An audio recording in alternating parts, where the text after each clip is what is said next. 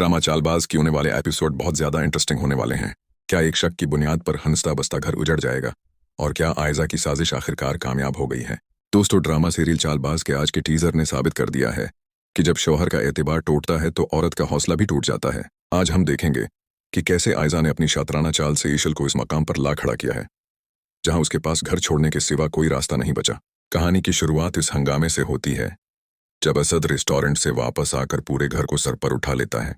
साद आशिर के सामने खड़ा होकर तालियां बजाता है और तंजिया अंदाज में कहता है कि वाह आशिर भाई वाह, आप अपनी बीवी की शराफत के कसीदे पढ़ते थे और आज मैं अपनी आंखों से देख कर आया हूं कि वो शायान के साथ क्या कर रही थी। खद सबके सामने ऐशल पर बदकिरदारी का इल्जाम लगाता है और कहता है कि ये औरत हमें धोखा दे रही है। आयजा जो मौके की ताक में थी वो जलती पर तेल छिड़कती है और कहता है कि आशिर में तो पहले ही कहती थी कि ये ऐशल इतनी मासूम नहीं है जितनी बनती है।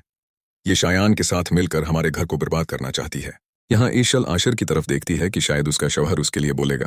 ऐशल की आंखों में उम्मीद होती है कि आशिर असद को चुप करवाएगा और कहेगा कि मुझे अपनी बीवी पर पूरा भरोसा है। लेकिन अफसोस कि आशिर हमेशा की तरह एक कमजोर और डरपोक शौहर साबित होता है।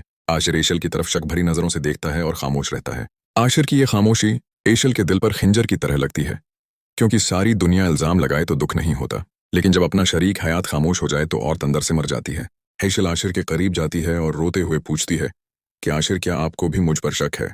क्या आप भी असद भाई और आयजा की बातों में आ गए हैं? आशिर नजरें झुका लेता है और उसका यह अमल ईशल को तोड़कर रख देता है। ईशल वहीं फैसला कर लेती है कि बस अब बहुत हो गया। ऐशल अपने आंसू पूंछती है और आशिर की आंखों में आंखें डालकर कहती है कि जिस रिश्ते में एतबार न हो, इस रिश्ते का कोई वजूद नहीं होता। मैं इस घर में दुख तकलीफ सब बर्दाश्त कर सकती थी, लेकिन अपने किरदार पर अंगली उठते हुए नहीं देख सकती।